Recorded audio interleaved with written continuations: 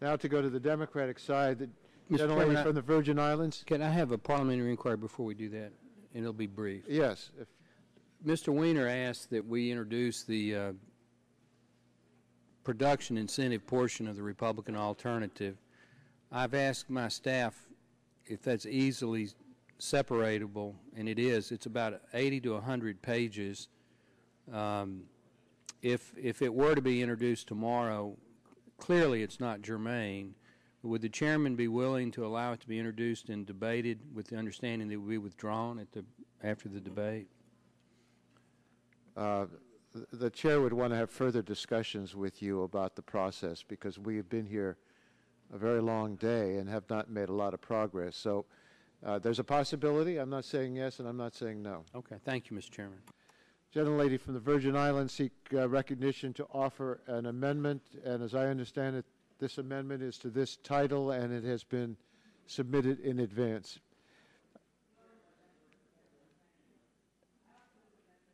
Could you turn on your mic? I'd like to reserve a point of order, Mr. Chairman. Yes, gentleman from Louisiana reserves a point of order. Ms. Christensen, you wish to offer this amendment? The clerk will report the amendment. Amendment to H.R. 2454 offered by Mrs. Christensen of the Virgin Islands. Without objection, the amendment will be considered as read, and the gentlelady is recognized to explain her amendment. I can't hear you. Is your mic out too? Is the light on? Yeah, the light is on. Yep. I hear something there.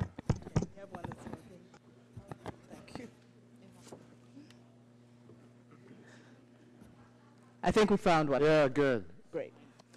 Well, I'm offering this amendment because of the heavy dependence of the territories on diesel and our inability to have made any meaningful reduction in the emissions from it because of our limited resources to do so.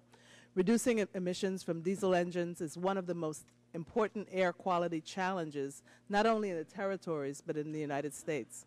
Most, if not all, of the territories' heavy machinery and school and other buses are operated by diesel engines that don't fully meet EPA's clean diesel standards. We could have done more to reduce these emissions if we had access to the diesel emission reduction grants and loans that were authorized in the Energy Policy Act of 2005.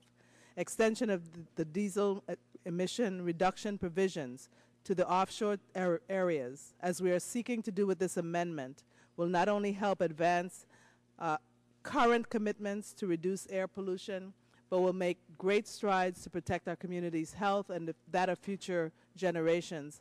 Mr. Chairman, I want to thank Congressman Sablan, not of this committee, from the Commonwealth of the Northern Marianas for his strong advocacy on this issue, and I ask my colleagues to support this amendment.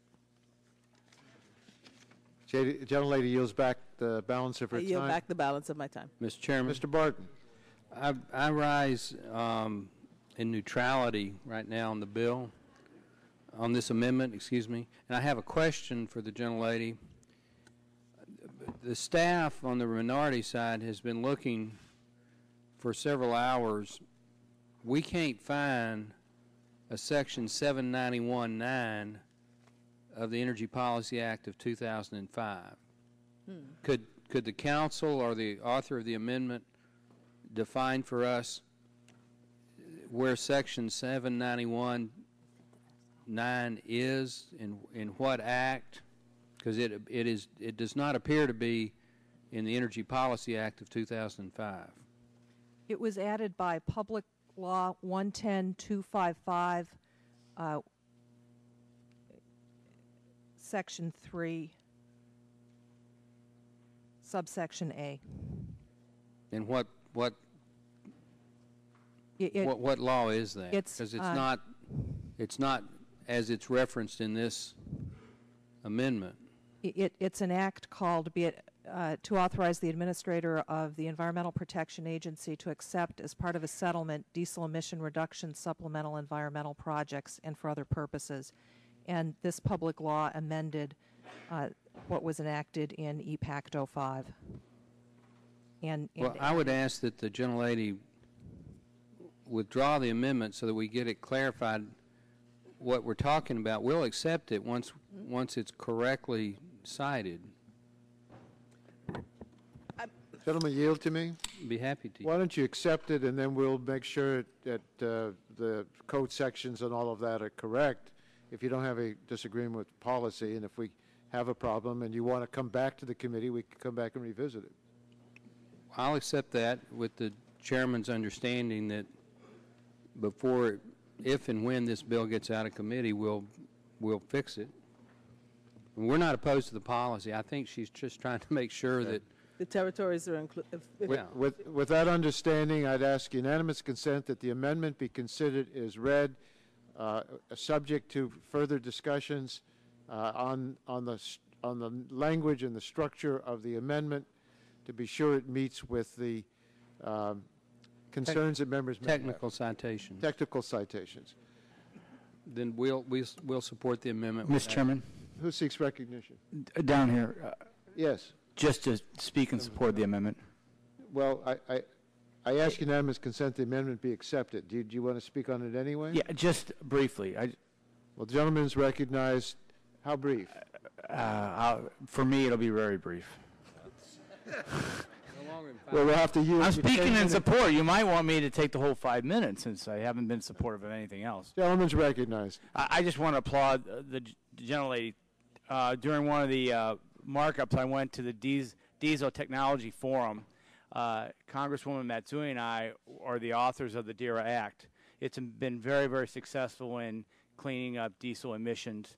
I applaud this move to make sure other partisan entities of our country fall into it, and I applaud the gentlelady, and I just want to extol the virtues of that piece of legislation which we passed, and I yield back my time. Gentleman yields back the time. All those in favor of the Christensen amendment say aye. Aye. Aye. Opposed, no. The ayes have it, and the amendment's agreed to.